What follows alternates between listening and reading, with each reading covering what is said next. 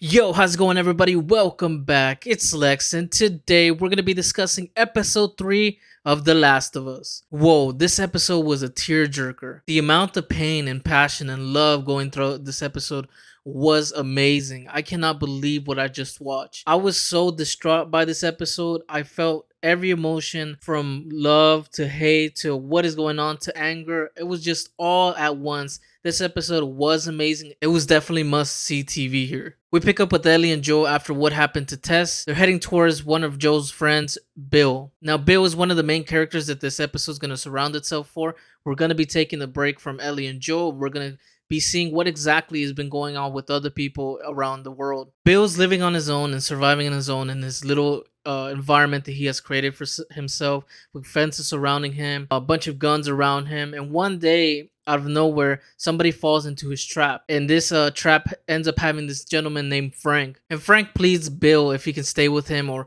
maybe have some food for him, and he just is trying to beg for him and try to get a little bit of something, but Bill is not trying to hear him out or see what he does. He's just kind of trying to get him out of here and has his doubts about him, especially since he's the only one there and he doesn't really trust anybody around him. But with a little bit of talking, Frank is able to convince Bill to let him in, and Bill ends up cooking him a meal, ends up letting him have a shower, and he tells him to get on his way. But nope. Once again, Frank is like, nah, I'm not gonna leave just yet, and finds a piano near them and starts playing a little bit of a tune. But then Bill sits down and plays the music himself, and they end up enjoying it. They end up getting emotional and enjoying it together.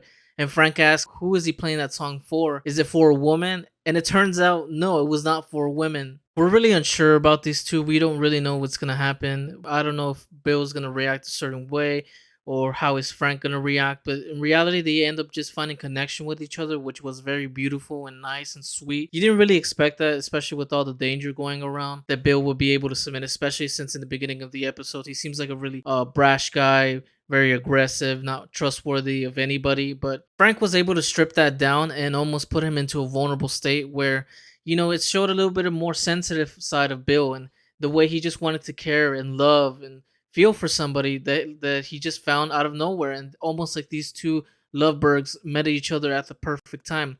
Unfortunately, with everything going around, maybe things weren't so perfect. This episode was really able to encapsulate how hopeless things have become.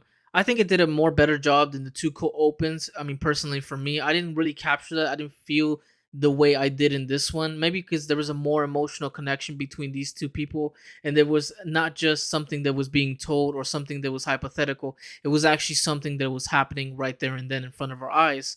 It was a really beautiful connection, a really beautiful relationship that was evolving from each other. Frank and Bill really showed us that you can kind of find some sort of grounding into this stuff. You can find some sort of love in here.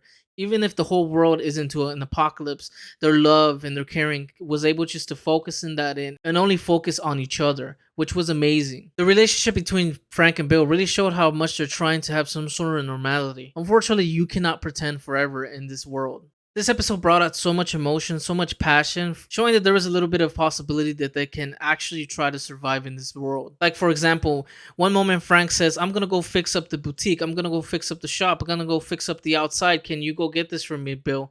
I want to change this surrounding for us. And he's like, well, why are you doing that? Like, and Frank was just someone who was like, you know what? Let's just make do with what we have.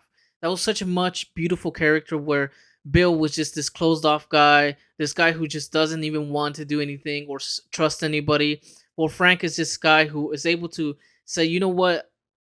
I'm going to make this my own. Even though everything is shit, I'm going to be able to try to transform this in a way that I would be satisfied, and which they did. There's a moment in the episode where they're getting attacked by intruders, and Bill is out there trying to defend himself, but unfortunately he gets shot because he's trying to do everything to protect his home. And this is where Frank comes in and says, you know what, let's go inside. And he's able to actually show what Bill has been doing for him, and it became a protector himself, which was really amazing and showed how much Frank really truly cared about Bill and how much Bill truly cared about Frank.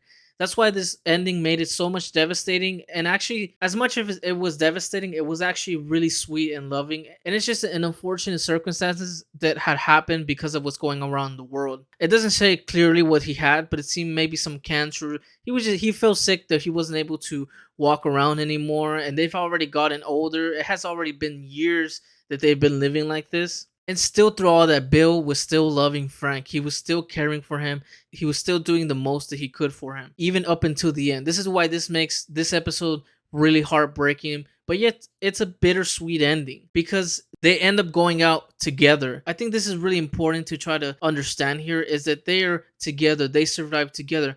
Bill was there for Frank and Frank was there for Bill. At the end of the episode, Joe and Ellie finally get to the house, but unfortunately, Bill and Frank have already passed away. But Bill, knowing Joe will eventually come, he left a note for him on the table that perfectly describes what Joe needs to do. There's individuals in the world that are always going to be there to protect their family, protect anyone around them, and that's the duty they have to do. Just like how Bill protected Frank. In the letter, he states that Joe should protect Tess in the same way, but unfortunately, like we all know if we watch episode 2, which you can watch the review and the links down below, is that Tess unfortunately passed away. But now the Tess isn't there, Ellie is here. Here is someone he can protect and he can do something. He can change that and continue doing his duty, which is protecting and making sure that everything's going to be okay. This episode was great from beginning to end. I really enjoyed the relationship between them. It really showed the world building around it. It also was able to tie in Joe and Ellie and show that their relationship needs to become stronger in order to survive. And it showed Joe that he needs to do a duty even though he doesn't want to do it. Because that's who he is no matter how much he wants to ignore that. Overall, it's a beautiful episode. This was amazing. A lot of thought here, a lot of love, and a lot of emotional roller coaster feelings going here. But if you enjoyed this video and if you enjoyed the show, let me know what you think in the comments down below. And with that being said, make sure you hit the like button and smash that sub button. I'll see you guys on the next one. Peace.